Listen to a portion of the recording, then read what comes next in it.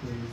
Sa pong mapagpalang umaga sa ating lahat, sino po ang nagagalak sa umagang ito, magsabi po ng Amen. Amen. Amen. At tayo pong lahat ay tumayo at batiin po natin ang isa't isa ng may ngiti sa ating mga labi. Bigyan po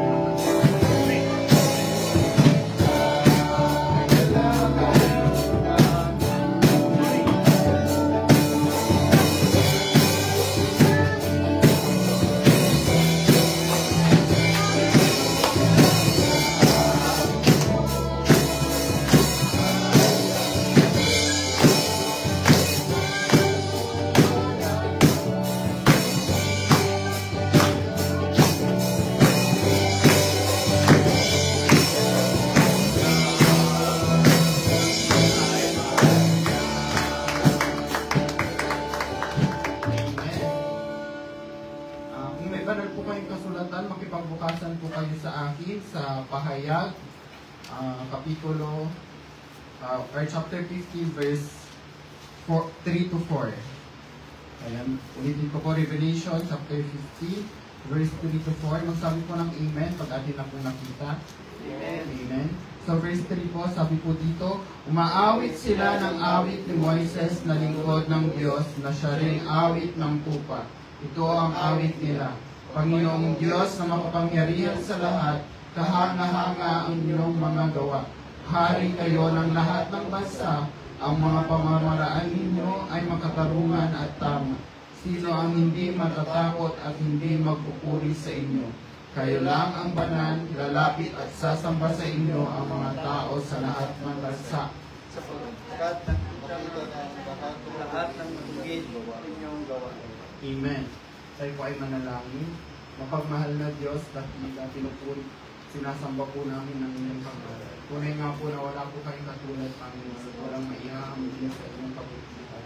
So Diyos, sa umagang ito, patuloy po kami, Panginoon, na lumalapit ng may pagpapakumbaba, Panginoon, at pagpapalinis, Panginoon. With humble hearts, Panginoon, we come to you, Lord Jesus. Forgive our sins, Lord God. Patawarin niyo po kami, Panginoon, sa aming mga pagkukulang, sa aming mga kasalanan, Panginoon, sa lahat, Panginoon, ng mga nasabi namin, tinibos namin, inisip namin, Panginoon, na hindi karapat-dapat sa inyong harapan. O Diyos, pakalinisin niyo po kami, Panginoon, at gawing malaya na magpuri sa inyong sa umagang ito, Panginoon. Nagpapasalamat po kami sa inyong kabutihan, nagpapasalamat po kami, Panginoon, na muli bigyan niyo po kami ng pagkakataon na makapag-tipon-tipon, Panginoon, at itaas ang inyong dakilang pangalan. Nagpapasalamat po kami, O Diyos, sa umagang ito. Bagong araw, Panginoon, at bagong simula, Panginoon, binigay mo sa amin. Dalangin po namin, Panginoon, sa umagang ito na pagtagumpay niyo po ang aming gawain, Panginoon. Mula umpisa hanggang sa matapos, Panginoon, yung presensya ay bumaba mula sa karamitan, Panginoon. Maramdaman namin, Panginoon, yung pagyakap, O Diyos. Lahat ng gagawin namin sa umagang ito ay tungkol lamang sa inyo, O Diyos. At naniniwala po kami, O Diyos, na marami pa po kayong gagawin. Marami pa po kayo, Panginoon, papakita, Panginoon. Make this service Christ-centered, Lord Jesus. And Lord God, we pray, Lord God, na kayo ang makita, Panginoon, sa buhay ng lahat ng tatayo sa harapan, Panginoon. Naniniwala po kami, Panginoon, na inyong karunungan, Panginoon, ng iyong pag-ibig, Panginoon, at inyong mga salita ay mamumutawi, Panginoon, sa inyong anak na gagamitin, Panginoon. At naniniwala po kami na tulungan po, Panginoon, ang bawat isa. Sa inyo po ang kapurihan, nais po namin ang katagumpayan ng gawain ito. Sa inyo po ang papuri po kami dalangin sa pangalan ni Jesus. Amen. Handa na po bang magpuri ang bawat isa? Amen! Amen. Tinatawag po po si Brother Vic Sahera para po pangunahan tayo sa pag-aawit.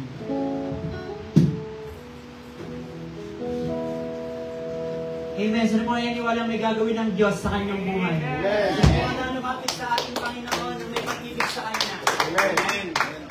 Amen. Naniniwala po ko na lahat po ay pinagpala ng Panginoon.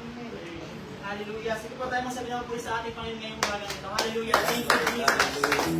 Hallelujah. Purihin kayo aming Panginoon. Sige po, masabi naman po sa ating ngayong umaga nito. May narinig sa lugar na ito.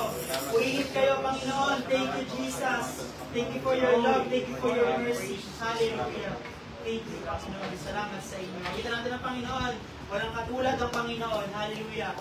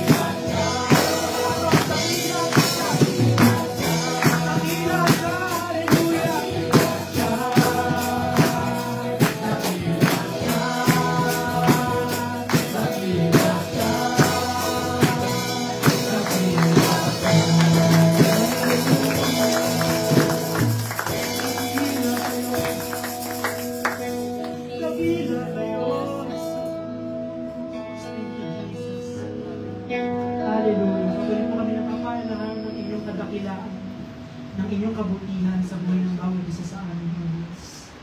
Thank you, Jesus. Napakabuti ng Panginoon. Kayo tapat. Wala kayong katulad. Kayo'y banal. Kayo nagbabago, Panginoon. Sa pagkakataon ito, Panginoon, patuloy namin kayo pupurihin, Panginoon. Hallelujah. Hindi ako sapat, Panginoon. Ako sasalaraw namin sa inyo, Panginoon. Ito na ang aming makakaya, Panginoon. Bilang pasasalamat sa inyo, bilang papuri sa inyong dakilang pangalan, O Diyos. Hallelujah. Masasabi namin ang mga bagay na ito dahil ito'y naranasan namin mula sa inyo. Pinaranasan sa amin ang inyong pag-ibig, Panginoon. Hallelujah. Inuring mo kaming banal, Panginoon. Inuring mo kaming anak, Panginoon. Niligtas mo kami, O Diyos. Nararapat lamang na sambahin kayo ng inyong mga inikha, ng inyong mga anak, O Diyos. Thank you, Jesus. Thank you, Jesus. Patuloy natin purihin ng Panginoon sa awit, sa pasalamat, sa pagsamba sa Kanya. Shout to the Lord. Hallelujah. My Jesus. Hallelujah. Thank you, Jesus. My Jesus. My Jesus. My Savior. Lord, there is none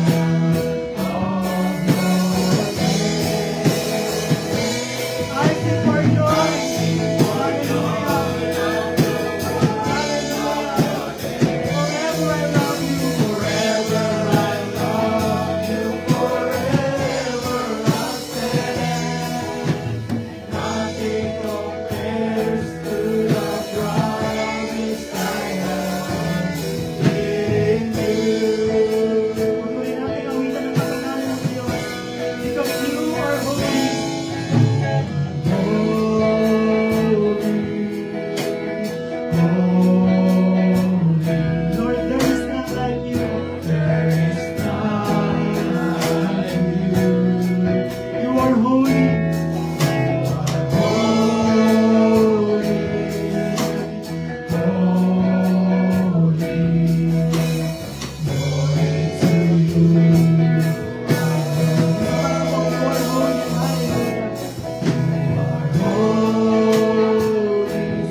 Hallelujah.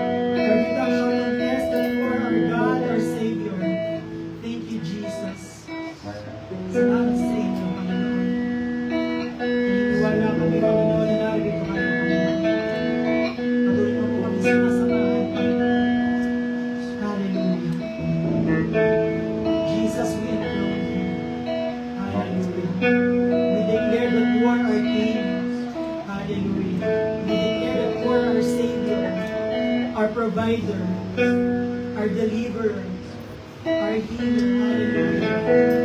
Hallelujah. Salamat sa inyo, Panginoon. So, yung mga pagkakataon na uwitin natin ang chorus na ito. Hallelujah. Na may buong pagpupuri sa ating Panginoon. Thank you, Jesus. I sing your praises. Hallelujah. I sing your praises forever. Deeper in love. Deeper in love with you. Here in your courts. Here in your courts where I close to your throne.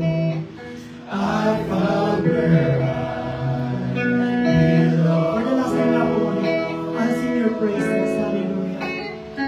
I sing your praises forever. Deeper in love with you. Here in your courts where I close to your throne. I found where I belong. Palapakan natin ang ating Panginoon. Thank you, Jesus. In my heart, hallelujah. Ang iyong buhay na ito magpuri sa inyo. Purihin kayo, aming Ama, aming Panginoong Diyos. Patuloy po kayong purihin ang aming buhay, ang aming hininga, Panginoon, sa aming mga sitwasyon. Patuloy ang aming piliin magpuri sa inyo, lumapit sa inyo, O Diyos. Patuloy kayong mapanalahanan ng inyong mga awitin, Panginoon. Thank you, Jesus. Ito mga aming sama na lang kayo ng salamat sa pangalan ng Panginoon Jesus. Ang ating masabi na. Amen.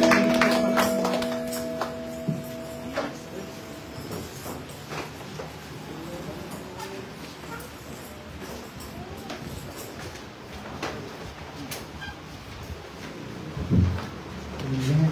Ngayon po ba ay na-bless sa ating praise and worship? Amen. Amen. At ngayon, ito din po yung oras para po magbalik po tayo ng papuri sa ating Panginoon. Alam ko po na ang Panginoon ay mabuti at patuloy na nagiging mabuti sa ating buhay. Amen. Amen po ba? Amen. Mabuti po ba ang Panginoon sa buhay natin? Amen. Ba't parang amen? Parang walang conviction. Mabuti po ba ang Panginoon sa ating buhay? Amen po ba? Amen. Ayan, so mapalad po ang una hanggang sa last po na magpapatotoo. Ayan, open po ang ating pulpito para po sa pagpapatotoo. Sino po ang may gusto? Ayan, kung wala po ay mauna na po ako. Nagpapasalamat po ako sa kabutihan ng Panginoon dahil ayan, hindi po limit sa inyong mga isipan po na in 2 weeks po ay tapos na po ang aming student journey. Ayan, so malapit na po kaming maging certified OFW at salamat po sa Panginoon sa kabutihan niya. Ayan, at nagpapasalamat din po ako sa Panginoon na sa 4 na taon na pananatili ko dito sa Taiwan, patuloy siyang kumikilos at pinangungunahan niya yung buhay ko. Simula first year hanggang sa itong matatapos na marami siyang ginagamit.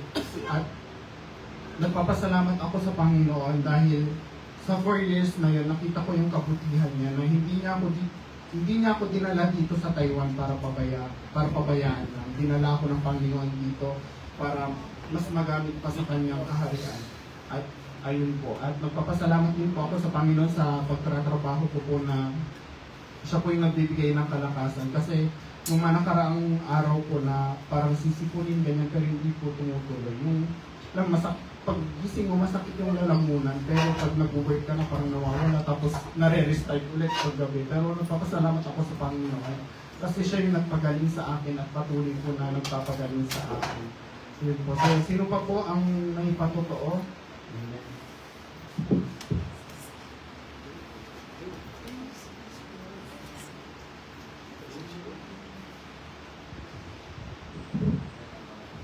Magandang umaga sa ating lahat, mga kapatid sa Panginoon. Salamat po sa Diyos dahil tunay na napakabuti niya sa buhay natin. Di man ako nakapag-attend ng church dito last Sunday, pero may purpose ang God kung bakit napunta ko ng tanong Salamat po sa banal na Espiritu na laging gumagabay at tumutulong sa akin. At pinapasalamatan ko din po ang Panginoon dahil sa lahat ng kabutihan sa akin. Especially, syempre, 16 na ako. Kaya minsan, syempre, umiilan ng tao. Pero I can do all things through Christ who strengthens me. Salamat po sa Diyos. Yesterday po, habang ako'y naglalakad, Panginoon, sana makapag-share ako kahit kung isa lang dito sa sa train kako. Salamat sa Diyos, may nakupo na kababayan natin at salamat sa dahil bigyan ako ng kalakasan na may bahagi ang salita ng Diyos dun sa kababayan natin at tinanggap niya si Jesus as his Lord Servant. And thanks God din at nakakuha din ako ng mga tracts last Sunday po. Binala ko ng God doon sa Amazing Grace dahil 2012 pa po, doon ako kumukuha ng tracts para kapag nagbabahagi ako ng Word of God po, ay parang follow up sa kanila yon. So last Sunday po at nakakuha ko ng maraming tracts, 30 pieces. At binilang ko, may 17 pa po na natira. At salamat sa Diyos dahil marami ako na-share last Sunday. To God be the glory and praise sa Diyos lang ang pupulit papasalamat. Tunay nga po na ang Panginoon ay hindi niya hahayaan na may mga mawala pang kaluluwa at may gagamitin ang Panginoon para pumaakay yung mga tao na hindi pa nakakakilala sa Kanya. At pag-pray din po natin na maging isa din po tayo na gamitin ng Panginoon. Amen po. Amen. Meron pa po ba? Amen. Ako rin ay pagsalamat sa Panginoon dahil sa kahapon sa fellowship. Salamat sa Panginoon dahil nandun yung naglalakad na mga atin sa Chanwa. Naranasan namin yung presensya ng Panginoon. Bagamat pupunti kami pinakamaganda na pupunti, maraming pagkain na itinirahan.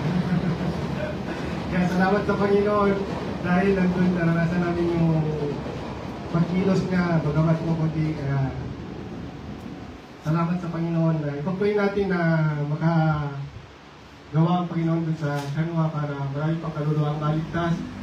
At magkaroon din sila ng church dun kasi alam natin na may gagawin ng Panginoon dun sa tayo natin sa Chanwa. Kaya salamat sa Panginoon sa pagkilos na kahapon. Alam nyo, nung pagkilos na kahapon, na-bless yung lahat na pumunta kami dun sa Chanwa. Hindi lang dun sa Chanwa na-bless pumunta pa kami ng Kaohsiung. Kaya salamat sa Panginoon. Kaya binabalik ko sa kanyang papulit pa. Salamat. Amen. Meron pa po? Amen. Ako po yung nagpapasalamat sa Panginoon dahil sa patuloy niya pong pagkilos sa pamilya ko po. Andun pa rin po yung, kahit po magkalayo kami ay andun pa din po yung iisang puso para sa Panginoon. At nagpapasalamat din po ako sa aking pong work po.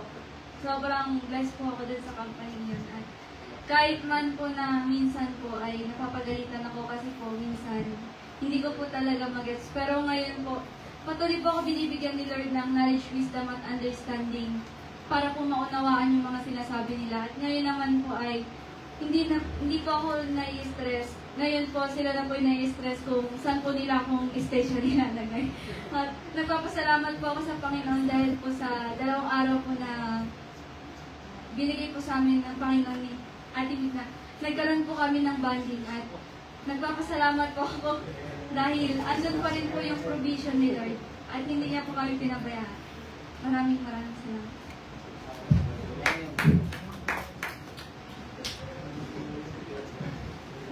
Amen. Maraming salamat po at sa loob ng ilang buwan na mamahinga ay sa araw po ng bukas ay ako po ay mag-umpisa na po ulit na magtrabaho. At mag-graduate na po ako last year, ngunit nagkaroon po ng parang ang backstage po. Nagpapasalamat ko na po na yung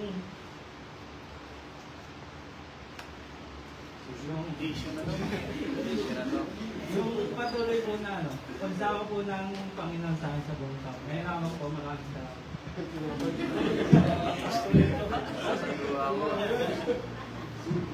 Amen. Maraming napatutunan ngayon ng ganun.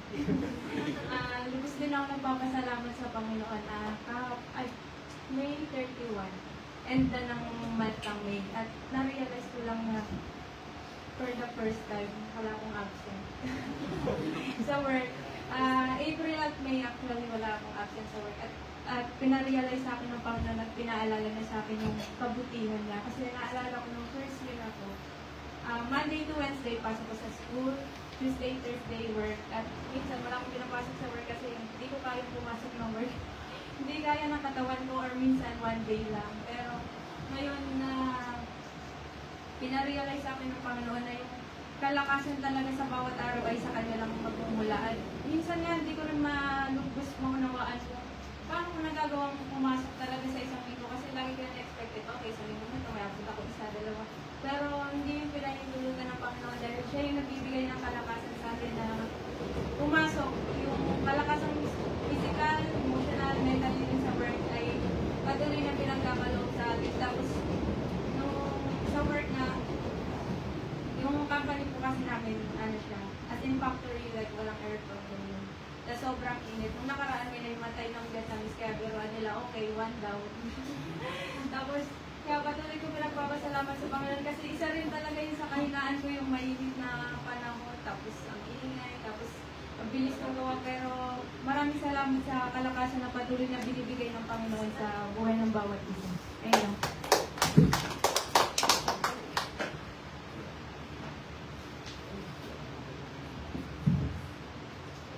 Salamat po sa Panginoon at ilang araw na po akong walang maayos na tulog. Patuloy pa naman salamat sa Panginoon dahil patuloy niya po sa akin, kumbaga pinapaalala din ng Panginoon na ako talaga ay blessed, favored, highly favored by the Lord kasi yung transition from being a student hanggang sa magtrabaho na ay talagang narealize ko talaga na ang smooth lang din talaga na after kong nakuha yung diploma ko ay ilang araw lang ang hinintay para matanggap ako sa ASE at talagang hindi pa rin ako sa iyo natawag. Talagang hindi ko pa rin nasasabi hanggang ngayon sa ASEAN at hanggang ngayon hindi ko po rin po nasasabi or sanay na sabihin na kung anong trabaho ko, anong posisyon ko sa kumpanya. Kasi talagang kahit noon pa lang, talagang hindi ko na talaga forte. Yung pag sinabi kasi engineering, kung sinabi engineer talagang alam mo kumbaga technical complex eh. Kumbaga marami kasing type ng engineers. Pero salamat sa Panginoon dahil nainiwala ko na ito yung kalooban ng Panginoon at mayroon siyang gustong ituro sa akin at bukod sa biyaya na gustong ibigay sa akin ng Panginoon ay ano din talaga ay may gusto rin siyang ituro sa akin sa pananampalataya ko at sa buhay na ito na patuloy niyang sinasamahan. Salamat pa rin sa Panginoon dahil patuloy niyo pa rin akong ginagamit sa kanyang gawain kahit may mga times na talagang nakakapagod din. Talagang minsan susuko na lang sa kanya, din po ng ulo ko minsan. Pero salamat pa rin sa Panginoon dahil binibigyan pa rin niya ako ng kasigasigan sa paglilingkod sa kanya at patuloy na nagiging mapagpasalamat pa rin ako sa kabila ng mga hamon. At I still look forward na may matutunan pa rin sa lakay pa naman tayo. Thank you. Amen. Meron pa po? Amen. Purihin po ang Panginoon. Ngayon po ay dadako na po tayo sa pagbibigay. Tinatawagan ko po si Grande Marlin Manglong.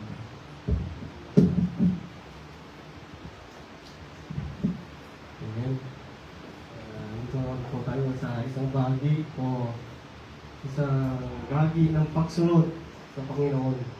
Dahil alam naman natin na bago tayo nakatanggap ng biyaya, siya muna yung nagbigay. Kaya tayo magbalik. Kumbaga, sa ating word ay magbalik, pero di sapat yung pagbabalik na word sa atin. Kasi walang kasapat sa binigay na Panginoon sa atin. Pangawakan natin yung mga kaloob natin at panalangin. Sa maraming makapangyarihan, dakila at tapat. Salamat Panginoon sa umaga nito, Panginoon. Nandito po kami, O Lord God, na magbabalik, O Diyos, ng kaloob na sa aming pagtatrabaho, Lord God, sa lati, O Diyos. Lord, siya sa atin po ang aming puso't isipan, O Lord God, kung ito man ay nararapat o hindi, O Lord God. Dahil ang tinitignan mo, O Diyos, ay yung tapat, O Lord God, na pagbibigay, O Lord God, na handang sumunod sa iyo, O Lord God. Lord, nandito po kami, O Diyos. na magbibigay, O Lord God, na ayon sa iyong kalooban, Panginoon. Dalangin ko, O Lord God, sa mga anak mo, Panginoon. Bigyan mo sila ng kaunawaan, O Lord God, sa puso't isipan nila, Panginoon, kung paano magbigay sa iyong gawain, O Lord God. O Panginoon, di mo kailangan ito, Panginoon. Pero sa aming pagsunod mo, nakikita ang aming puso, O Lord God, kung talaga kami ay sumusunod sa iyo, O Panginoon. Kaya Lord, I declare, O Lord God, blessing upon blessing, O Diyos, sa mga anak mo, Panginoon, sa bawat isa, O Lord God, na magbibigay.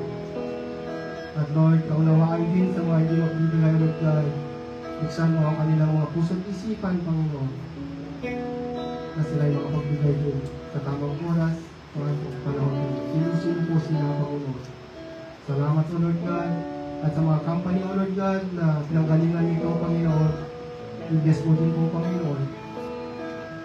At sa mga kalakasan, hindi mo natin yun, ang kalakasan, kaya magpipag-iingat, O Lord God, ay lagi namin makamtan, O Lord God, ang matamasa, Panginoon, na magaling sa iyo, Panginoon. Salamat, O Lord God, sa buhay ng bawat isa ng pagkakaroon, Panginoon. Ito po ang aming samot panalangin sa ngalan ng Ama, ng Anak, ng Espiritu Santo. Amen. Ano po?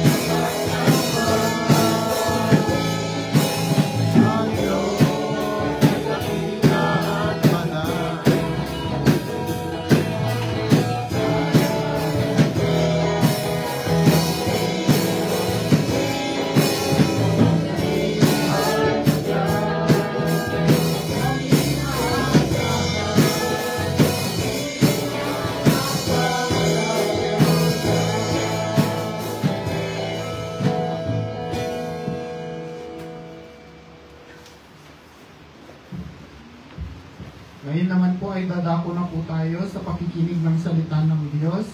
Lahat po ng bagay na maaaring makasagabal po sa ating pakikinig ay maaaring isang tabi po muna natin.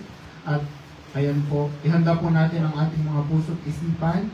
At naniniwala po ako ng Panginoon ay mangungusap sa ating mga puso. Amen. Tinatawagan ko po ang lingkod ng Panginoon, Pastor Joey Vidal.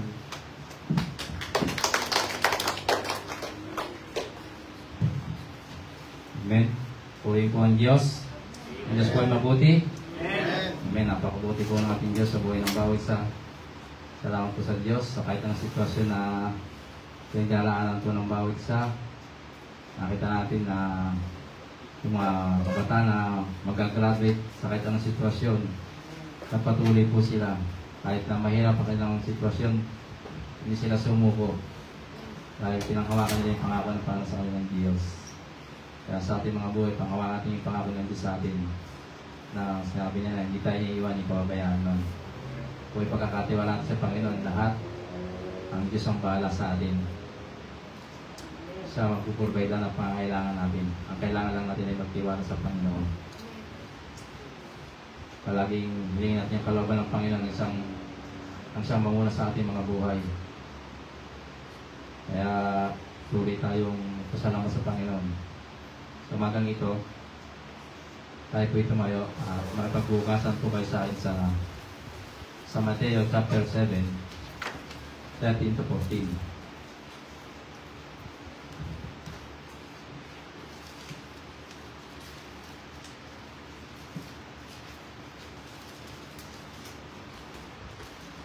Sabi dito sa Mateo chapter 7, verse 13 to 14, sabi ito, pumasok na sa makipot na pintuan dahil malawak ang pintuan at malapad ang daan patungo sa kapahamakan. Marami ang pumapasok doon, ngunit makipot ang pintuan sa mahirap ang daan patungo sa buhay na walang hanggan. At kakaunti lang ang dumadaan dito. Hallelujah. Hallelujah. Purihin kayo, Diyos, sa mga ito, Panginoon. Hallelujah. Salamat po, Diyos, sa inyong mga salita. Pagbasahan niyo po ito, Panginoon, yung mga salita sa mga ito, Panginoon. Patuloy lang ang inyong kalooban, Panginoon, isang namuna pangka sa buhay ng bawat isa, O Diyos. Patuloy na humihingi namin, Panginoon, ng pagsama at pagtulong ng Idol ng Espiritu, O Diyos, sa mga ito. Wala pong kaguluhan, Panginoon, ang lahat ng ginagawa namin ito. Kung wala po aming pagsama, O Diyos, sa mga ito, O Diyos. Patuloy po kayong mangusap sa inyong mga anak, sa inyong mga lingkod sa mga ito.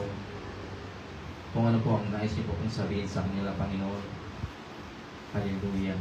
Na ako yung lingkod na gagamitin po sa umagang ito, Panginoon. Tabi niyo lang po sa inyong likuran, O Diyos. Hallelujah. Sa inyo lamang po kung maasa, Panginoon.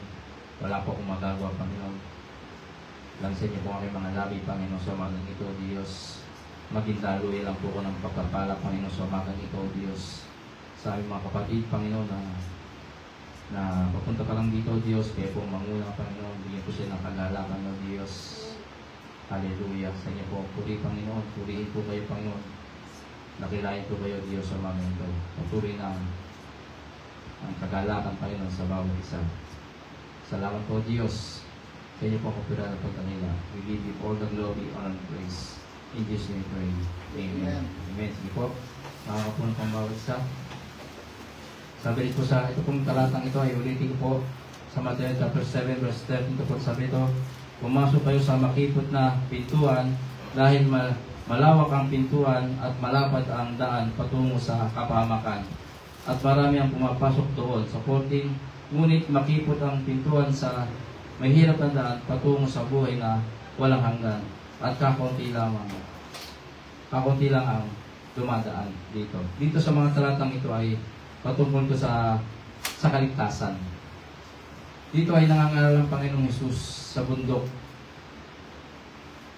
Nangangaral ang Panginoong Hesus sa bundok na sinasabi sa kanila na ang daan patungo sa kaligtasan ay mahirap, hindi madali.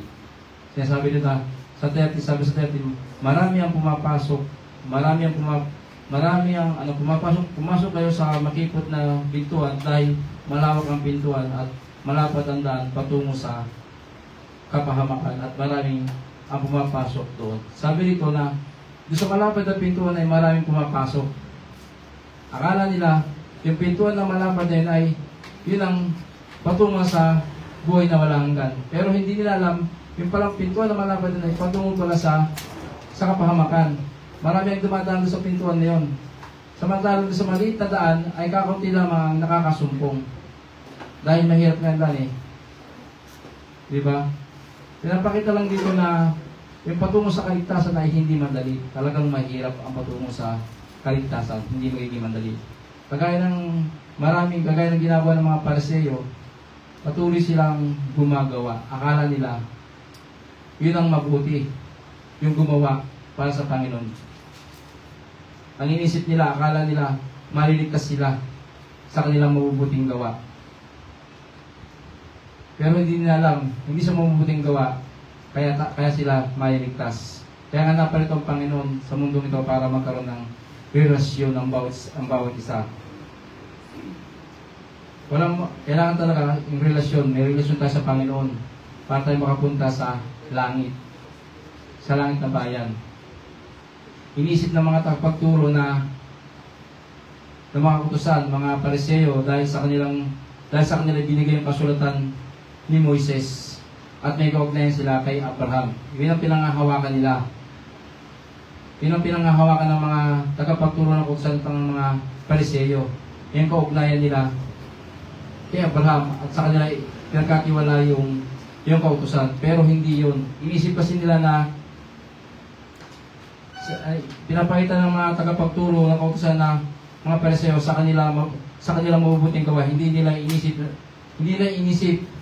na kailangan nilang tagapagligtas, yung salvation na kailangan nila sa buhay. Iniisip nila na dahil sa mabuting gawa nila, kaya sila maligtas. Sa kapanahon natin yan, ganito ang nangyayari. Masyado na focus sa mga gawa. Nakakalimutan nila yung relasyon nila sa Panginoon. Yun ang isip nila. Palagi nilang yung nagiging sila, self-righteousness. Nagiging makasarili, puro ako na lang. Puro sa mabubuting gawa. Kaya di ba sabi nga, hindi sa mabubuting gawa tayo na maligtas, kundi sa biyaya ng Panginoon kaya tayo naligtas. Diba? Sabi nga rito, may 200, ang 100 ay patungo sa kapahamakan, ang 100 ay patungo sa buhay na walang hanggan. Kaya hindi nalis ng Panginoon yung free will. Mamimili ka sa 200 na ito.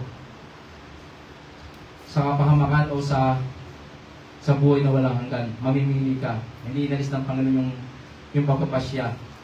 Malaya kang papasya sa buhay mo.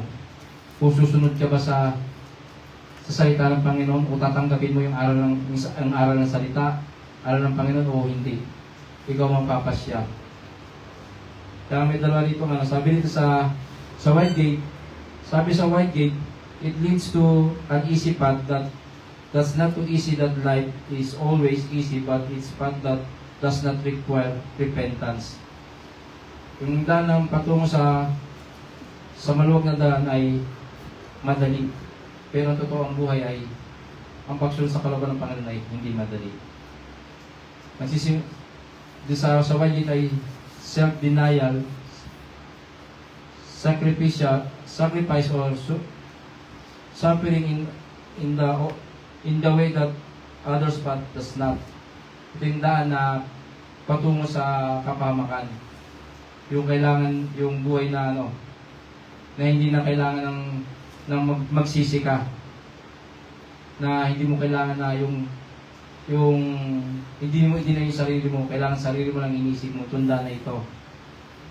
Doon naman sa narrow gate, this path is challenging and requires effort. Dito naman sa narrow gate ay kailangan mo mag-effort para makapasok ka sa makipot na daan.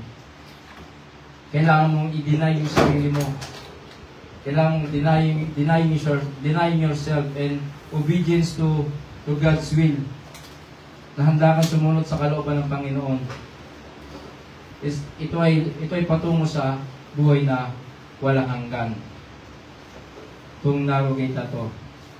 Kaya sinasabi ko diba sa Beres ito, kaya nga mahirap ang patungo sa buhay na walang hanggan. Kaya hindi madali ang pagsunod sa kalooban ng Panginoon. Hindi sa mabubuting gawa, kaya tayo maliligtas. Diba? Sabi nga sa ikalawang Thessalonica, chapter 1,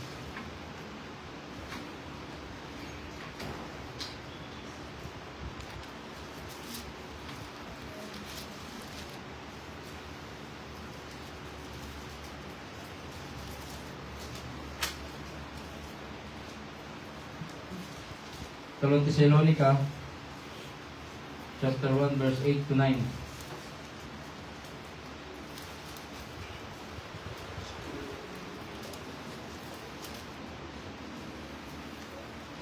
Sabi dito sa verse 8, sabi dito, dahil isang nakapalibutan ng nagliliyab na apoy at paurusahan niya ang mga hindi kumilala sa Diyos at hindi sumunod sa magandang balita tungkol sa ating Panginoong Hesus. Paurusahan sila ng walang hanggang paghihirap at pagkawali sa Panginoon at hindi na nila makikita pa ang dakila niyang kapangyarihan. Dito yung yung nangangaral ng salita ng Panginoon. Diba sabi ko yung free will mo. Kung tatanggapin ba yung salita ng Panginoon o hindi. Pinapakita nito na dating ang Diyos na mapalibutan ng apoy. Yung mga hindi tumanggap sa salita ng Panginoon ay mapapahamak. Sabi dito, paurusahan sila ng walang hanggang paghihirap at pagkawalay sa Panginoon. Hindi na nila makikita pa ang dakilang niyang kapangyarihan. Kaya mabutihin natin na tanggapin natin lagi ang salita ng Panginoon. Kahit masakit ito, ay lagi natin tatanggapin. Ito naman ay patungo sa ating sa buhay na walang hanggan. Kaya marami magsasabi na Panginoon, kasama niyo naman po ako palayas po ako, pero sabi sa akin ng Panginoon, hindi kayo pa yun nakikilala. Masakit po na hindi tayo makilala ng Panginoon. Pag sinabihan tayo ng Panginoon. Sabi nga rin sa Mateo chapter 25, verse 31.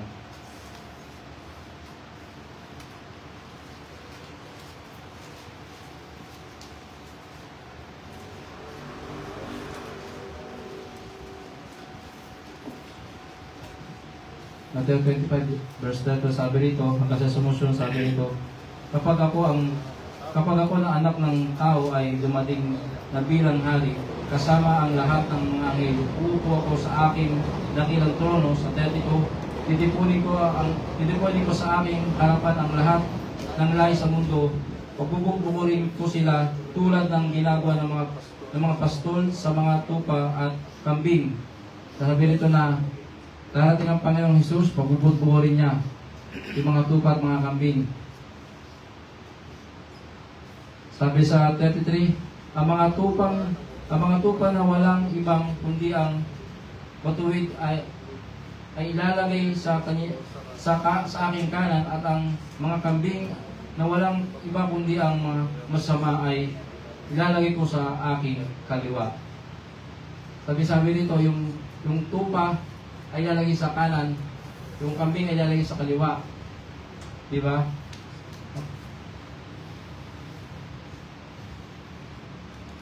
Sa 34, pagkatapos, bilang hari ay sasabihin ko sa mga taong sa aking kanan, hali kayong mga pinagpala ng aking Ama, mamanahin ninyo ang kaharian inihanda para sa inyo mula pa nang likhain ang mundo. Amen, di ba? Nakita natin dito, saan po tayo? Tayo ba yung mga tupa o tayo ba yung mga kambing? Nalintulad tayo ng Panginoon sa tupa at sa mga kambing. Sabi sa 35, sapagkat nang nagutom ako ay pinakain ninyo ako, nang nauhaw ako ay pinainom ninyo, nang naging dayuhan ako, pinatuloy ninyo ako sa inyong tahanan. Sa 36, at nang walang akong maisuot ay binisan ninyo, nang may sakit ako ay nilagaan ninyo, at nang nasa kulungan ako ay binisan ninyo.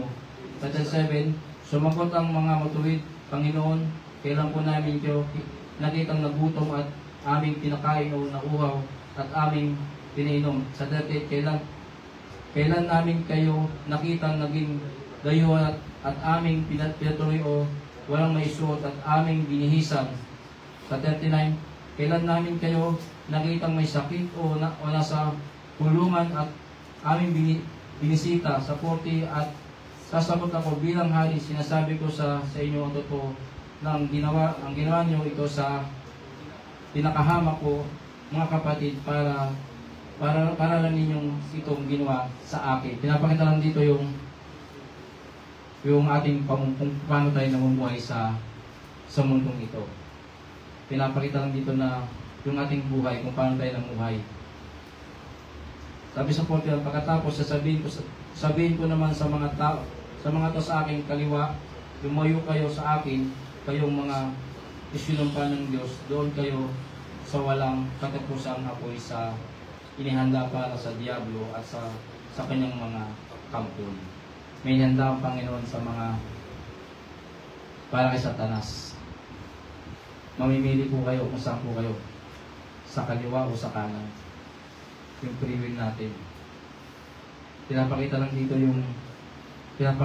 kung paano tayo mamuhay sa mundong ito. Na hindi lang yung sarili natin ang ating inisip, kundi inisip natin yung ibang tao, di ba? Sabi dito, pinakahamak kong mga kapatid na para narinig nyo itong ginagawa sa akin. Yung mga kapatid natin na tinutulungan natin. Para sinasabi niya na ang Panginoon na rin ang siyang ating tinutulungan. Yung mga hamang ating mga kapatid, ang Diyos na rin ang siyang ating tinutulungan. Sinasabi rito sa talata. Kaya yung pamumuhay natin, ibubukod ng Panginoon ang bawat sa atin. Kung santa, kung ikaw ay tupa o kung ikaw ay kambing. Saan niyo po gusto? Sa tuba o sa kambing? Yun po ang pipilian natin. Mas mabuti ko sa tupa tayo. Dahil nasabi ito na tayo matuwid Kailangan ang pamumuhay ay laging matuwid sa harapan ng Panginoon. Lumalayo na tayo sa mga bagay na hindi nakakalugod sa Panginoon. Dahil tayo mga nakatanggap ng biyaya ng Panginoon, dapat lumalayo na tayo sa mga bagay na hindi mabubuti, sa mga hindi mabubuting gawa, na tayo mga nakakilala na sa Panginoon. Kaya nga, dahil sa biyaya ng Panginoon, kaya tayo naligtas. Hindi biyaya ng Panginoon tayo mapahamak. Dahil sa kanyang biyaya, sabi nga doon sa Efeso chapter 2, verse 1 to 3.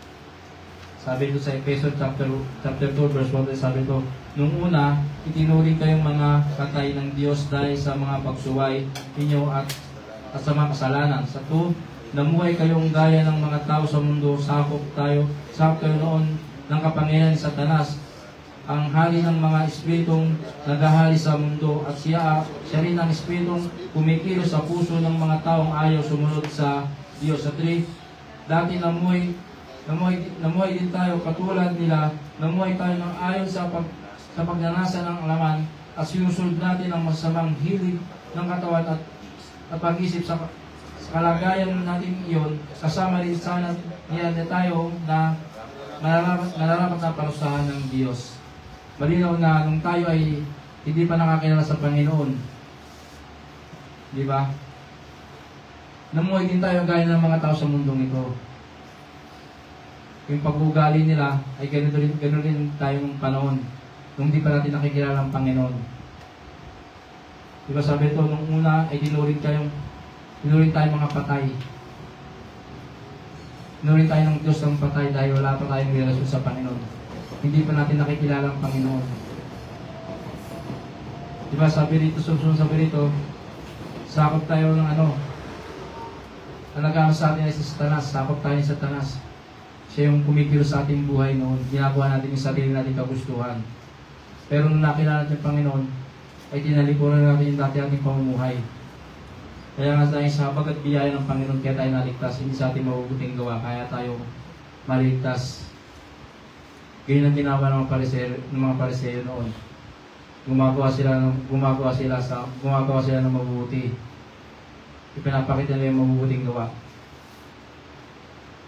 Kaya nung tayo naligtas, yun na tayo gumagawa ng mabuti. Kapag tayo naghihintay ng ating kaligtasan, gumagawa tayo para sa Panginoon ng mabubuting gawa. Diba? Inisip nila na sila yung sabi nga diba sa Roma chapter 4, verse 1 to 12, sabi doon,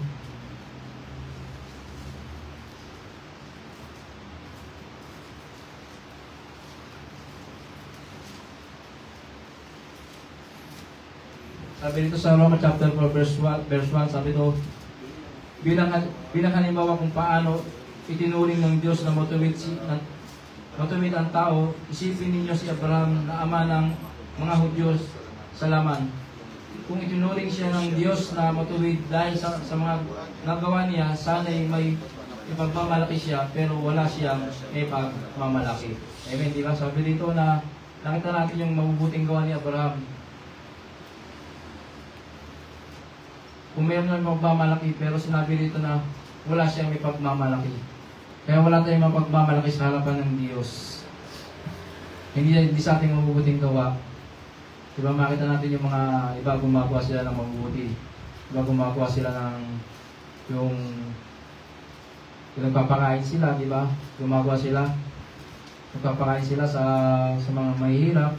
Tumutulong sila, nagbibigay sila ng mga gamot. Diba, gumagawa sila ng mga kabutihan. Pero kung yun lang ang basihan para makapunta sa langit, edi sana huwag na tayong pakihirap dito. Gawin na lang din natin yun. Ang ginagawa nila. Pero hindi sa mabubuting gawa, kaya tayo naligtas. Diba, sabi pa sa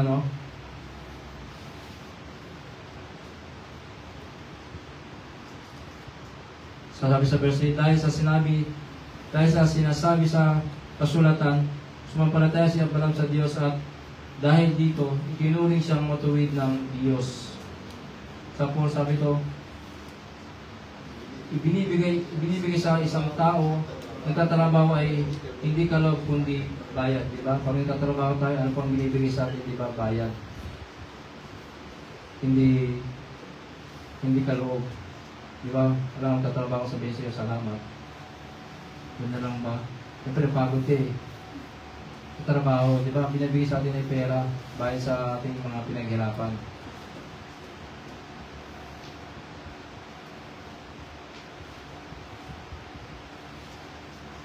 Sabi sa 5, pero itinuring tayong matuwid ng Diyos sa kabila ng ating mga kasalanan, hindi dahil sa ating mabubuting gawa, kundi dahil sa pananampalataya natin sa Kanya. Kaya sinasabi na itinuring tayong matuwid ng Diyos kahit nung tayo makasalanan pa.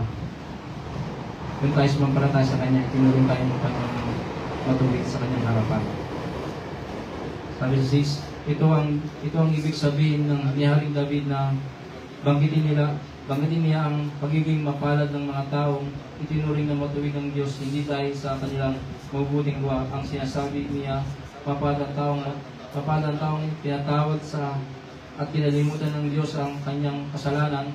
Sa 8, mapalad ang tao kapag hindi na ibinibilang ng Panginoon laban sa kanya ang kanyang mga kasalanan. Amen. Malino sinasabi nito, mapalad ang tao pinatawad, kinalimutan na ng Diyos ang kanyang mga kasalanan. Malino na napakabuti ng Panginoon na yung ating mga kasalanan na hindi niya inaalala pa, kinakalimutan na.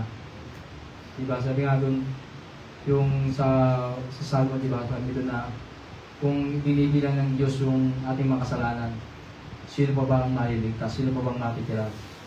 Kung alalahanin pa ng Diyos ang lahat ng ating mga kasalanan, siguro wala na sa atin dito na wala na tayo dito kung inaalala pa ng Panginoon.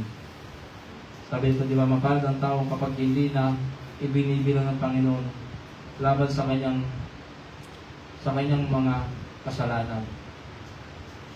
Salamat sa Diyos, pinakalimutan ng Panginoon lahat ng ating mga kasalanan. Kahit nung una ba, di ba, nagkasalanan tayo, pinakalimutan ng Panginoon. Kung tayo nagsisi, tinanggap natin ang Panginoon sa ating buhay. Tinanggap natin ang Panginoon na siya ang ating tagapagligtas.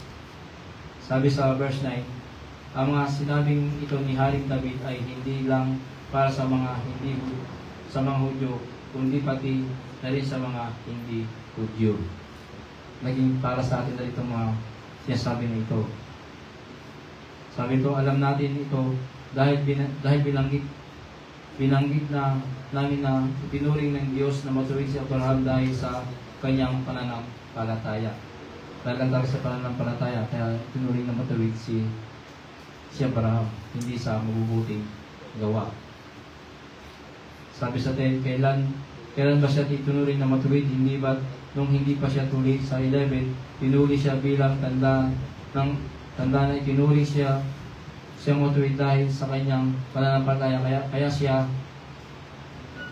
si Abraham ay naging ama ng lahat ng mga mananampalataya, hindi tuloy dahil sa mga kanilang pananampalataya. Itinuring silang matuwid ng Diyos. Sabi sa 12, siya rin ang ama ng mga Hudyong tuli, hindi lang dahil sila ay tuli sa laman, kundi dahil sa sumampalataya rin sila tulad ng ating ninong si Abraham noong hindi pa sila tuli. Ito ay pagkatuli sa spiritual. Merong tuli na sa laman, yung isa ay tuli sa spiritual. Yung hindi ka na namumuhay sa dati mong pamumuhay. Nagbabago ka na ng isip. Hindi mo na sinusunod yung dati mong yung pagnanasa. Yung Panginoon na nasusunod sa iyong buhay, hindi na yung sarili mo. Diba? Kaya sabi nga doon sa Tito chapter 3 verse 5. Diba? Sabi nga doon, nabanggit ng ating tagapagturo ng Tito chapter 3 verse 5 na hindi sa ating mabubuting gawa tayo naligtas. Sayahin natin.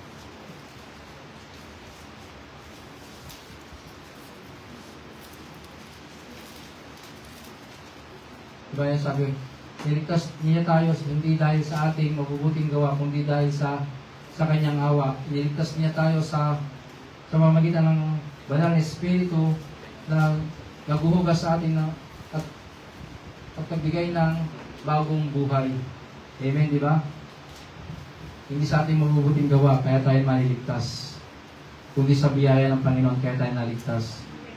Inuulit ko, di ba?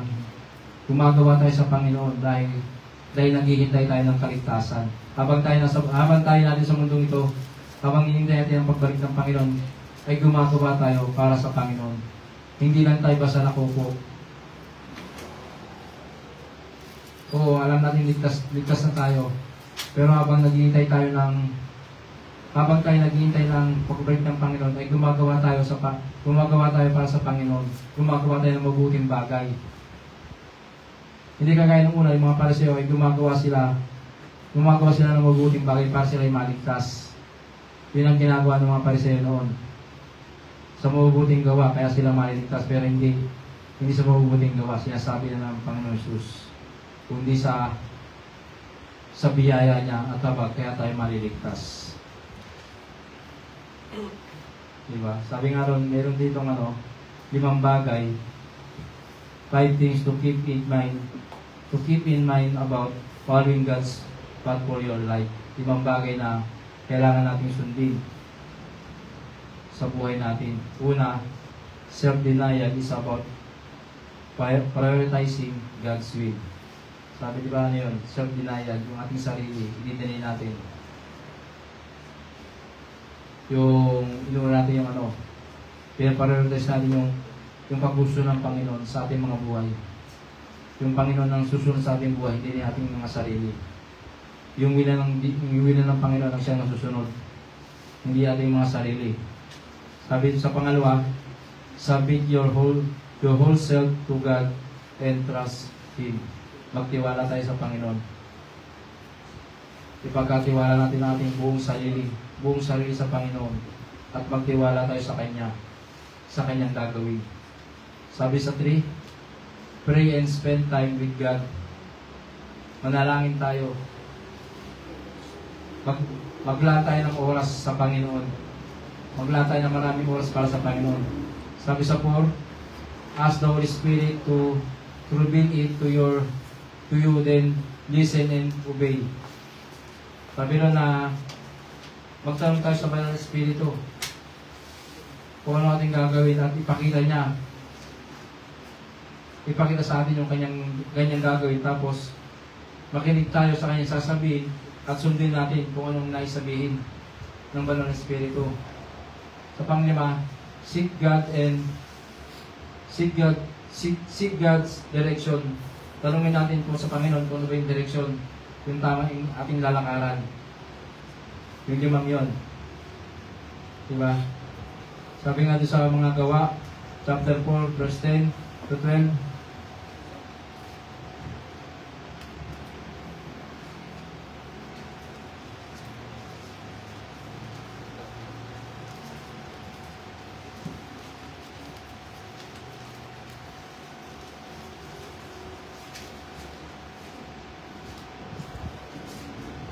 sabi sa Magawa, chapter 4, verse 10, sabi rito, dapat malaman ninyong lahat ng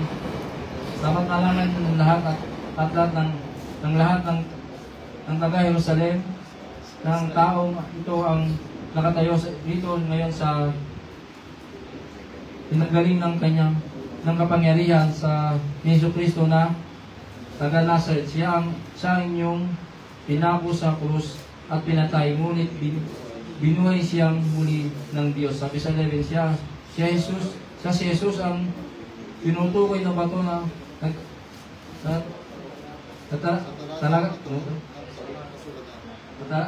talatang ito sa kasulatan, ang batong na itinakwil ninyo mga tagapagtayo ng bahay ang siyang naging batong pundasyon. Ang Panginoong Hesus ang siyang tinakwil nila, siya yung bato naging pundasyon. Sabi sa 12, walang sino man sa mundong ito ang makapagliligtas sa atin kundi si Jesus lamang. Inuulit ko, di ba? Sabi ko sa inyo, walang makapagliligtas sa atin sa mundong ito kundi ang Panginoong Hesus lamang, kundi siya lamang ang makapagliligtas sa atin. Di ba? Sabi nga sa John 14:6, sa iyong daan patungo sa buhay na walang hanggan. Walang makakaparod kundi sa Kanya lamang. Dahil ayaw nilang tangkapin. Yung mga Pariseyo, yung mga tagapagtulong sa ayaw nilang tangkapin ayaw nilang paniwalaan yung mga sinasabi nila Pedro dito. Inisip nila yung mabubuting gawa lang nila kaya sila maligtas. Pero sinasabi dito na walang makapagligtas sa atin kundi ang Panginoon lamang. Hindi sa ating mga sarili, hindi sa ating mabubuting gawa kaya tayo maligtas kundi sa Panginoon lamang. Diba sabi, walang sino naman sa mundong ito ang makapagligtas sa atin kundi si Jesus lamang. Siya lamang talaga ang makapagligtas sa atin. Wala nang iba. Diba sabi nga sa Deuteronomio chapter 30,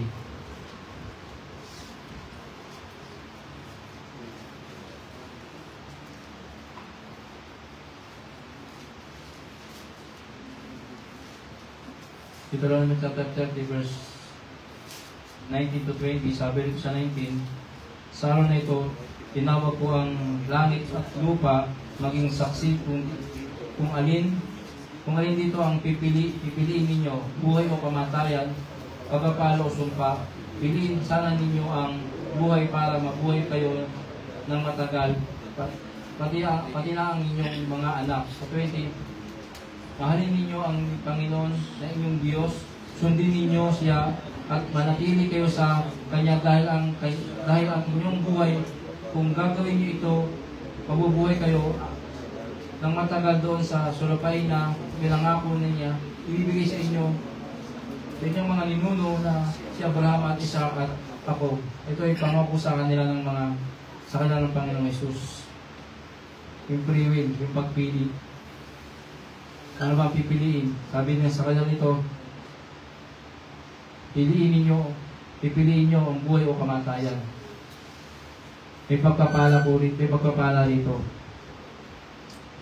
Sabi nito, sundin niyo mahalin ninyo ang Panginoon na inyong Diyos. Sundin niyo siya at manatili kayo sa Kanya dahil siya ang inyong buhay. Ganun sa atin, ang Panginoon ang ating siyang buhay. Ang Panginoon lamang ang siyang buhay sa ating ang buhay. Kaya piliin natin yung buhay. Ipagpapala po rito. Piliin natin ang Diyos. Kung di natin pipiliin ng Diyos, may sumpa na nakanahanda. Kung buhay, meron namang kamatayan na naghihintay sa atin kung hindi natin alin ng Panginoon. Kamatayan na naghihintay sa atin kung tatalikuran natin ng Panginoon. Kaya mabuti na piliin natin yung buhay at yung pagpapala na naghihintay sa atin. Sabi rin sa Kawikaan chapter 4 verse 18 to 19.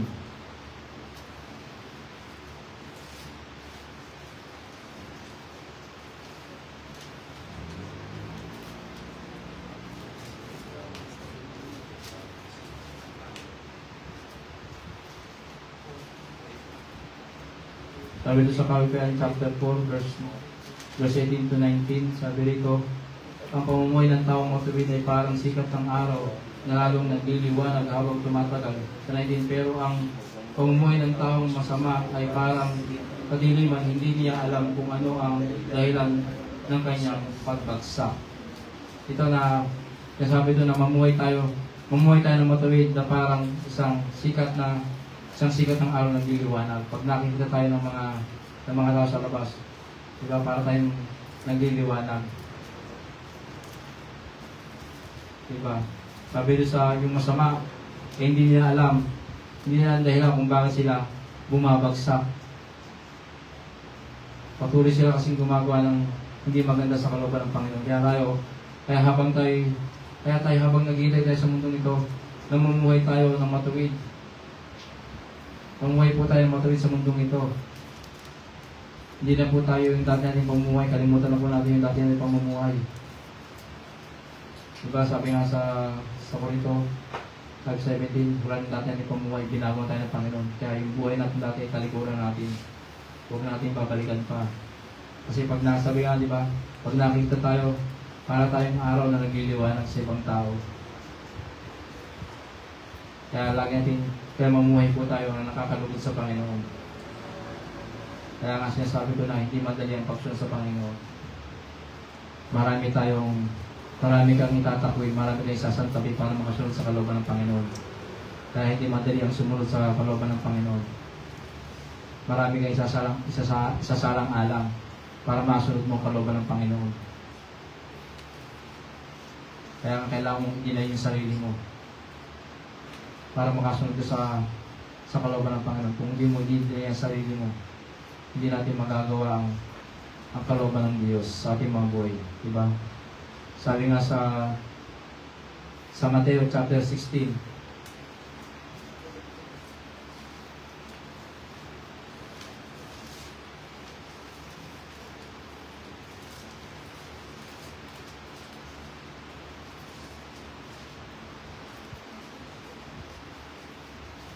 Mateo chapter 16 verse 24 hanggang sa sabi dito sa 24. Pagkatapos sinabi ni Jesus sa mga tagasunod niya, ang sinong gustong sumunod sa akin ay hindi dapat inuuna ang sarili at dapat handa siyang mamarap kahit sa kamatayan, alang-alang sa pagsunod niya sa akin. Sa 25, sapagkat ang taong naghahangad na maligtas ang kanyang buhay, mawawalan nito. Ngunit ang taong nagnanais na mag-ari ng kanyang buhay, alang-alang sa akin, magkakaroon siya ng buhay na walang hanggan. Kaya hindi madali ang pagsunod sa Panginoon.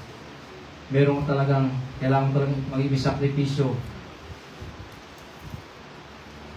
Sabi sa 26, ano ba ang mapala ng tao kung mapasa kanya man ang lahat ng bagay sa mundo, pero mapahamak naman ang kanyang buhay, may mababayad siya para mabawi niya ang kanyang buhay. Sabi nito, ano ba ang mapapala ng isang tao kung mapasa kanya man ang lahat ng bagay sa mundo ito?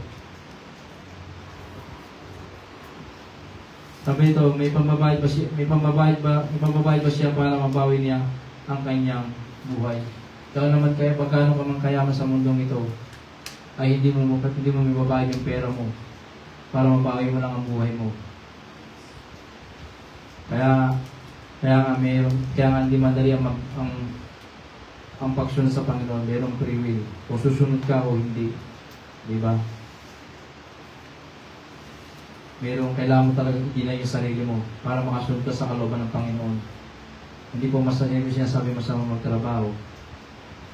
Pero kung nagtitiwala ka sa Panginoon, kung unahin mo ang Panginoon sa iyong buhay, siya ang bahala sa lahat ng pangangailangan mo.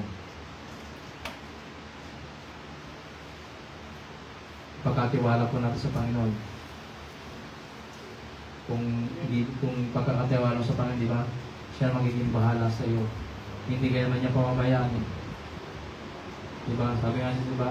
Kung sino man nais sumunod, ay handang mag-aral, handang iali ang kanyang sarili. Kaya nga hindi madali. Mayroong sakripisyo para makasunod sa kalooban ng Panginoon. Diba? Ikagaya ng isang mayaman na nagtalang pa kung paano siya magkakaroon ng buhay na walang hanggan. Sabi nga sa Lucas, basahin natin sa Lucas chapter 18. Yung mayaman na nagtanong kung paano siya magkakaroon ng buhay na walang hanggan. Magkakaroon ng buhay na walang hanggan.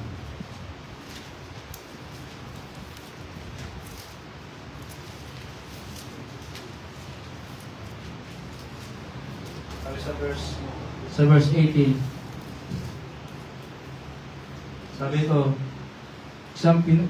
isang pinunuan ng mga Hudyo ang nagtanong kay Jesus, mabuting guro, ano po ang dapat kong gawin upang magkaroon ng buhay na walang hanggan?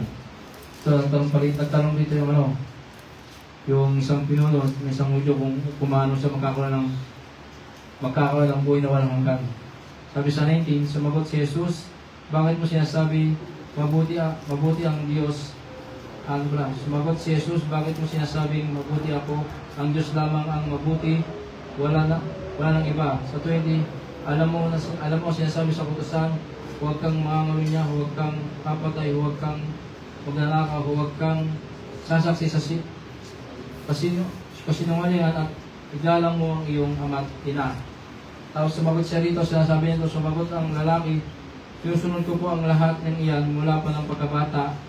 Nang marinig yun ni Jesus, ay sinabi niya, isang bagay pa ang kulang sa iyo, ipagbili mo ang lahat ng ari-arian mo at pamigay mo ang pera sa mga mahihirap at magkakaroon ka ng kayamanan sa langit pagkatapos bumalik ka at sumunod sa akin. Sabi sa 20, nalungkot ang lalaki ng marinig dito dahil napakayaman niya.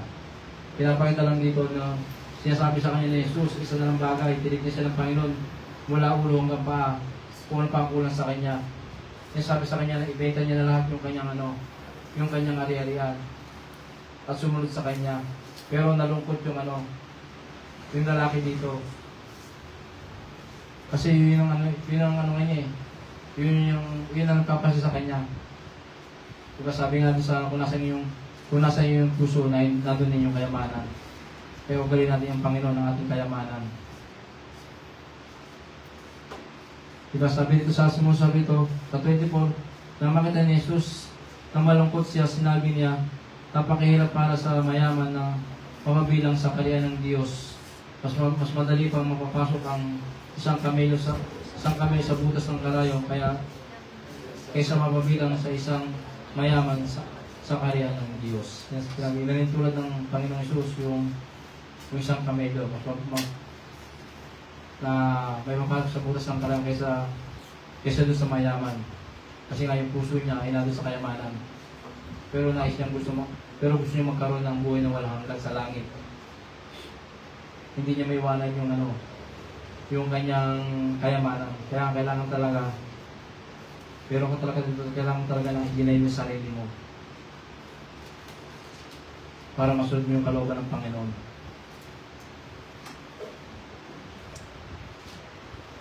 Sabi sa sumusunod,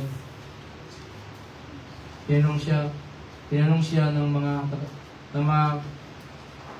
nakalig nito kung ganoon po, sino na lamang ang maliligtas. Sumagot si Jesus, ang imposible sa tao ay imposible sa Diyos.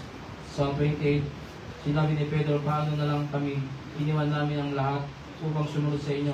Sabi ko sa 29, sumagot si Jesus, sinasabi ko sa inyo ang totoo, ang sino mang nag-iwan ng bahay, asawa, mga kapatid, mga magulang, at mga anak, alang-alang sa kanya ng Diyos ay tatanggap sa panahon ito na mas maraming kaysa sa mga iniwan niya, at tatanggap din ng buhay na walang hanggan sa darating na panahon. Kaya sabi ito na itang si Pedro, paano na lang kami na iniwan po namin ang lahat alang-alang sa pagsunod po sa inyo. Di ba man yun, sinasabi na ito, ang sino man nag-iwan sa kanyang magulang, sa kanyang bahay, sa kanyang asawa, sa kanyang mga kapatid, alang-alang sa kaharian ng Diyos, ay pagpapalain niya. Hindi ko sinabi na hiwalayin yung mga asawa niyo para makasunod kayo sa kalooban ng Panginoon. Kasi sabi dito yung iuuna mo yung Panginoon. Kaya nga dahil lagi natin unahin ng Panginoon. Unang Panginoon, sunod yung pamilya natin. Pangatlo yung ating mga sarili. Kaya meron talagang inuulit ko yung ating sarili ay kailangan talaga natin na patayin yung ating mga sariling damdamin. Sabi nga sa 1 chapter 15 verse 20-21, yung pagsunod natin sa Panginoon talagang ay hindi madali. Marami talaga tayong pagdaraanan sa pagsunod sa Panginoon. Sabi sa 1 chapter 15 verse 20-21. Sabi dito sa 20, tandaan nyo ang sinasabi ko sa inyo na walang alipin mas higit sa kanyang amo. Kung inuusig nila kayo, uusigin din nila. Kung inuusig nila ako, uusigin din nila kayo. At kung At kung sinusunod nila ang aking salita, susundin nila ang inyong salita. Sa 21, usigin nila kayo dahil sumasampalataya kayo sa akin at dahil hindi nila kilala ang nagsugo sa akin. Diba? Sinasabi ito na ipagsunod sa Panginoon ay hindi madali. Kung inuusig tayo, ang una nilang inuusig ay ang Panginoong Jesus. Kung sinusunod nila ang salita ng Panginoon ay susundin din nila tayo. Dahil hindi nila kilala nga yung nagsugo sa kanila. Dahil tayo kilala natin ang Panginoong Jesus. Kaya di ba sabi, hindi madali ang pagsunod sa Panginoon. May mga pag-uusig na darating sa atin. Kaya nga marami ang tinawag ng Panginoon pero kakunti lang ang pinili niya. Hindi lahat ng tinawag ng Panginoon ay pinili niya. Kaya kailangan natin magpatuloy. Diba sabi nga sa Mateo chapter 22 verse 14. Basahin natin yung mga tinawag ng Panginoon.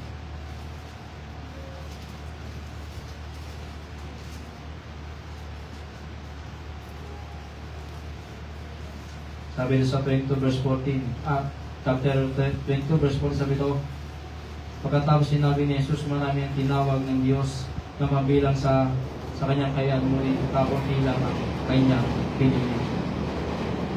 Nasabi na marami ang tinawag, pero hindi lahat ay napili. Hindi lahat ay makakapasok sa kanya ng Panginoon. Yun lamang ang tumutupad ng kalooban ng Diyos. Kaya natin gawin ang kalooban ng Panginoon. Marami ang tinawag, hindi lahat ng tinawag ay napili ng Diyos.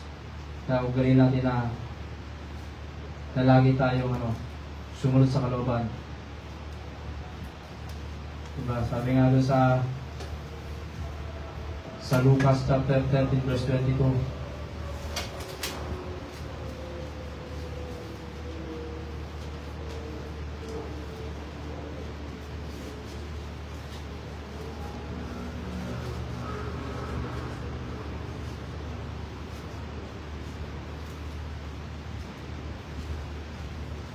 Sabi dito sa Lucas chapter 13 verse 22, sabi ito, ang makipot na pintuan. Sabi dito sa 22, nagpatuloy si Jesus sa paglalakbay niya papunta sa Jerusalem.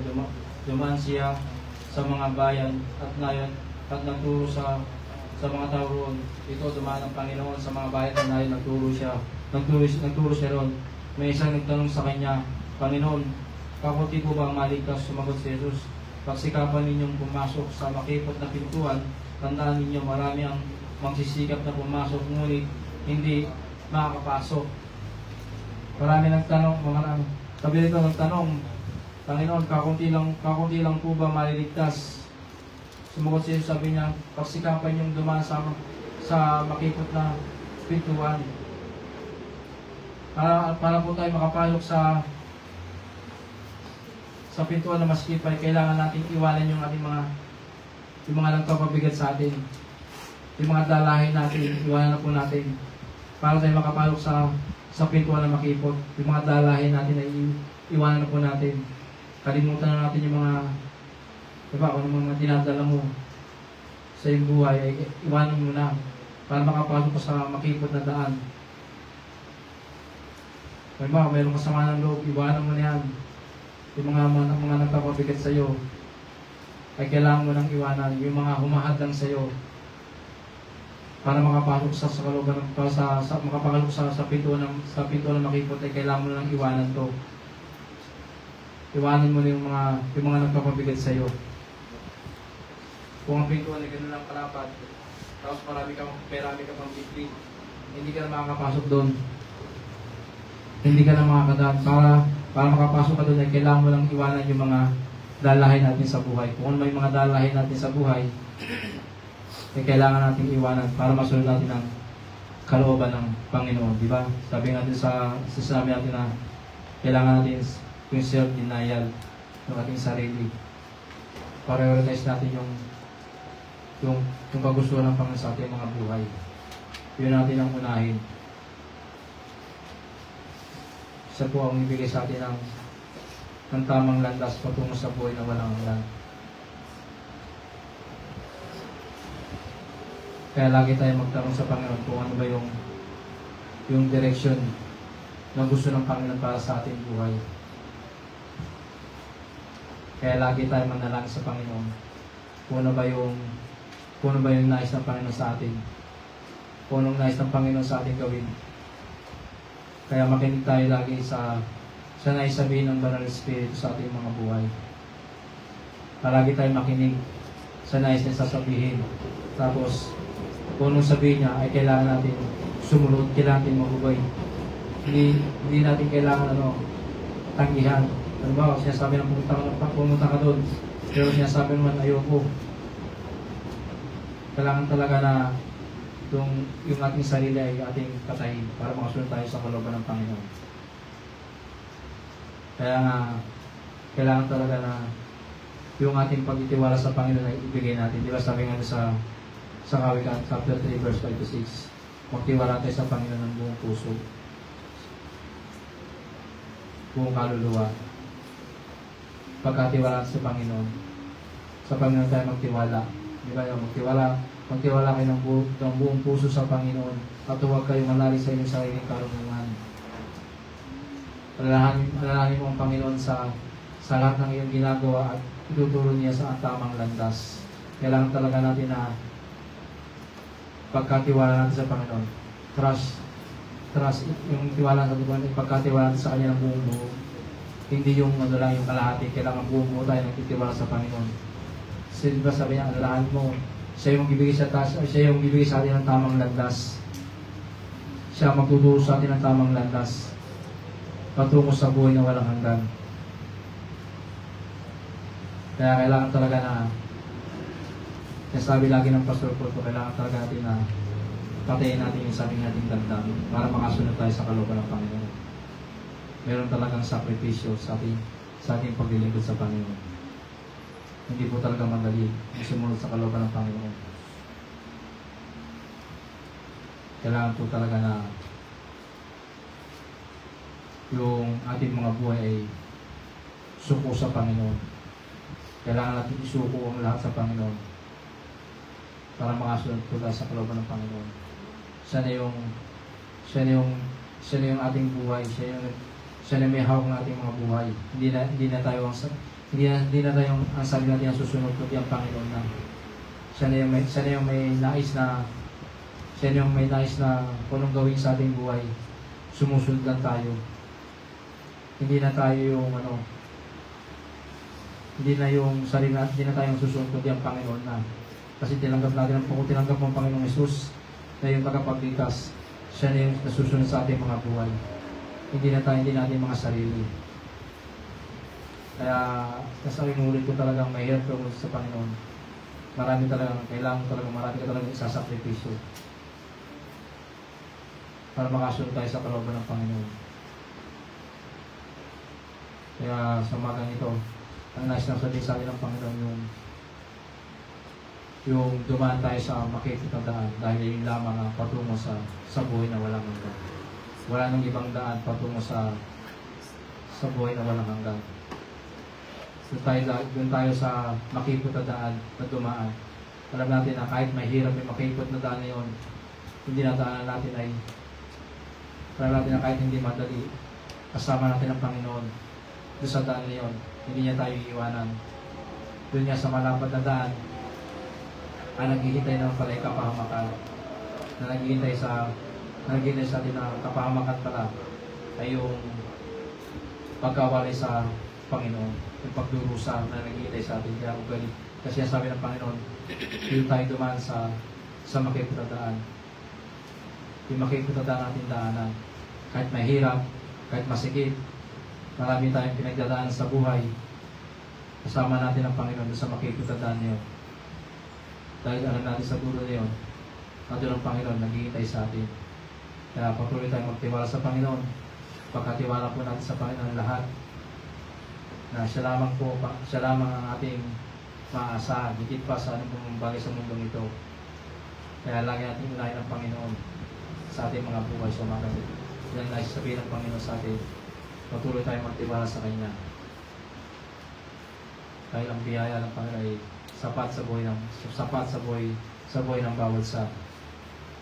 Hindi niya tayo pabayaan. Hindi niya tayo pabayaan. Kasama tayo ng Panginoon sa lahat ng oras. Talagin natin ang Panginoon. Kasama natin ang Banal Espiritu na siyang makakay sa atin. Ito sa umagang ito, tayo po'y tumayo. Tayo muna ay mawag sa Panginoon. Pagwitin po natin yung inahit natin yung sa una.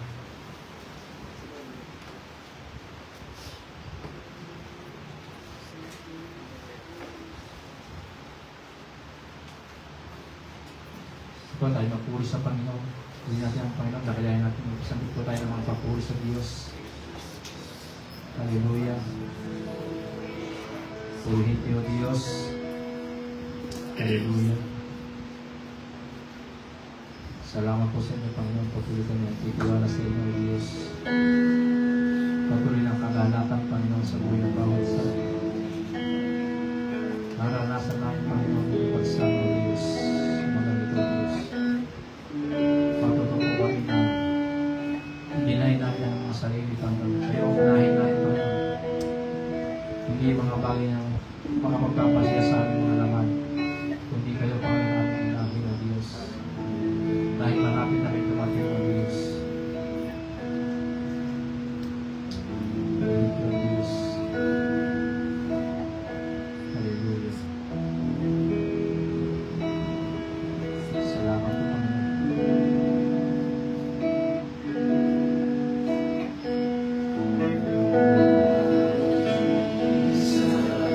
Ito, amin na sa Panginoon.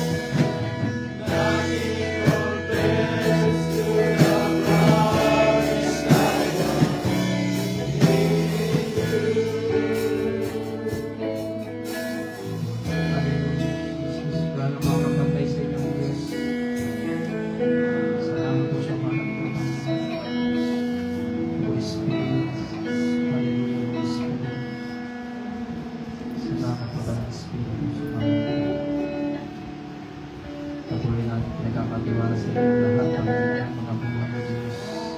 Ang ating mga sarili, Panginoon. Kaya na po may hawak ng Panginoon. Hindi lang kami yung Diyos. Namitin niyo po kayo, Panginoon, ayon sa inyong kalooban ng Diyos. Salamat po sa buhay ng bawat sa Panginoon. Patuloy kayo, Panginoon, na mauna sa mga buhay, Panginoon. Palagi, Panginoon, kayo ang maitaas na yung mga buhay ng Diyos. Kayo ang makita, Panginoon. Tuloy po siyang samahan, Panginoon, sa lahat ng kanilang ginagawa, Panginoon. Na kayo ang laging makita, Panginoon, sa buhay ng bawat isa. Hindi po kami, Panginoon, kundi kayo ang laging makita, O Diyos. Salamat po, Ama.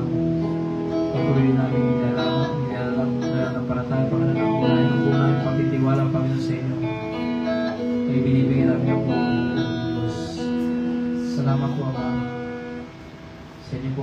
sa inyo po pagdating. We give you the glory and praise in Jesus' name. Amen. Hindi mo bigyan ka naman ako. At nadala ko tayo sa ating communion.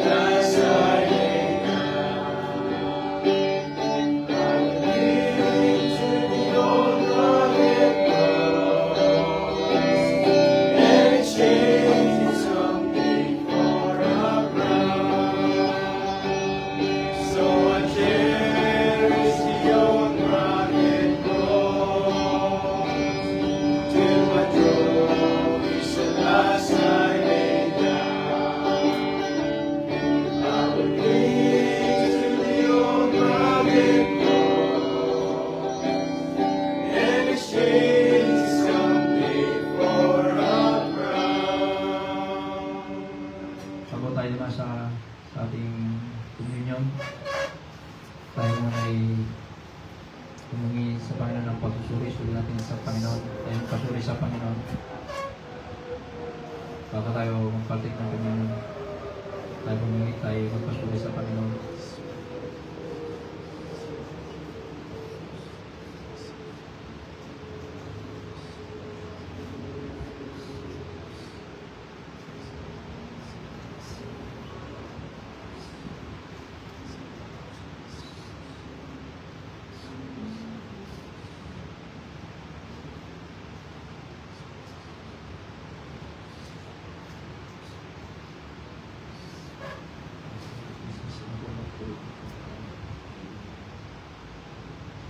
Sabi po sa unang Korinto chapter 11 verse 20, sabi ito ang tunay binigay sa akin ng Panginoon at tinuturo ko naman sa inyo. Noong gabing traduling ang Panginoong Jesus, kumuha siya ng tinapay at pagkatapos niya magpasalamat sa Diyos, inahati-hati niya ito at sinabi, ito ang aking katawan na inahandog para sa inyo, gawin ito bilang pag-alala sa akin. Kaya tinapay.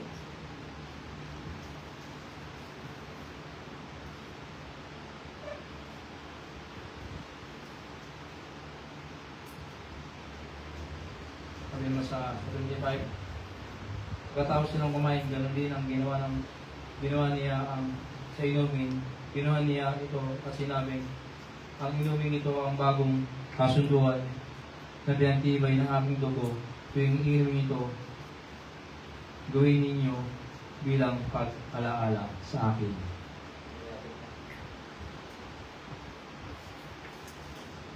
Hallelujah. Ito, magsambi tayo sa mga panalangin sa Diyos. Hallelujah.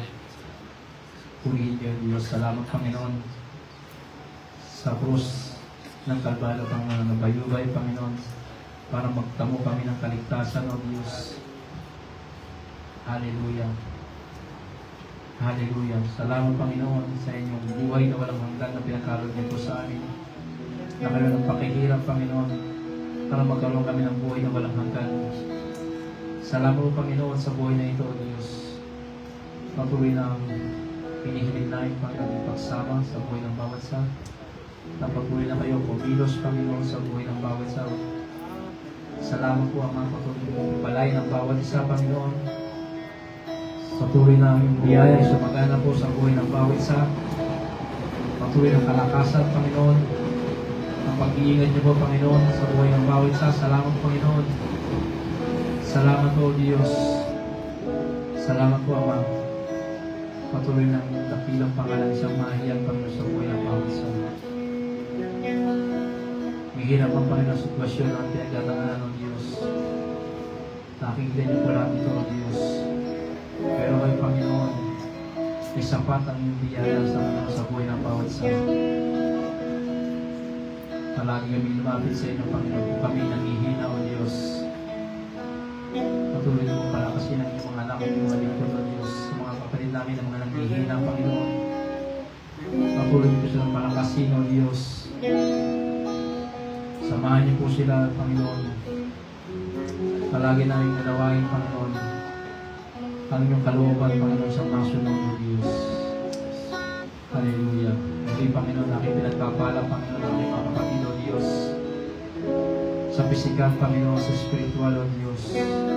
Pagpalain niyo po ang bawat sa patuloy na inyong biyaya ay sumagana sa buhay ng bawat sa. Salamat po, Diyos, na nakita po namin katagumpay ito, nagawain ito, Diyos. Salamat po, Ama. Patuloy na palagi ang inyong biyaya, isang mamunan. Palagi kayong may taas, matakila, O Diyos. Salamat, Panginoon. Hindi po magulan, matakila. In Jesus we pray. Amen.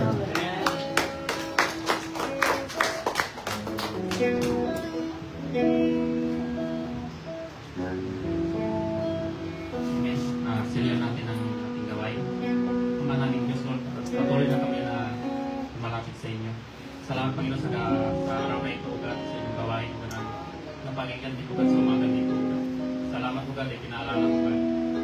Inaalok ng kasalimutan, Panginoon, ay napakaluwang at tintuan, God. Pero ang ngunit ay kapahamakan sa bawat sasal. Ngunit, Panginoon, may isang pangalan sa silong ng langit, O God, na dapat namin lakaran. Mahirap man, Panginoon, maraming pagsubok, O God, na ang daranan, pero tinapos mo ang lahat ng ito, God. Ang dapat lang namin lakaran ay patungo sa inyo, Panginoon. Salamat, O God, sa biyaya mo, God, na mabagang ito. Ganun din, O God, sa ginamit mo, O God, sa pagbabahagi ng iyong salita, O God, na may alam mo ang nilalaman kanyang puso, Panginoon. Tulungan mo siya, bigyan mo siya ng karunungan, O God, kung sa niya patatakot at kung sa inyo, Diyos. Man ang kakulangan niya, Panginoon, ay alam ko, O God, na tutulungan niyo siya ang banal espiritu ang langing kumikilos sa kanya, Panginoon. Tulungan mo din sa Panginoon na ang inatang mong gawain dito sa lugar ng mundo ay lagi niyang mapamahala na may katapatan sa inyo, Panginoon. Ganun sa mga kapatid ko, God, na kami po ay magkakahiwalay-hiwalay, Panginoon, ay ang bawat sa dala-dala yung mga salita, Panginoon, na magagamit namin sa pang-araw-araw, Panginoon. Salamat sa katagumpay ng gawain nito. Sa'yo namin binabalik ang pag-ulit at salamat po sa aming pangalan, Jesus. Amen. Nakapagawain tayo kayo, Panginoon.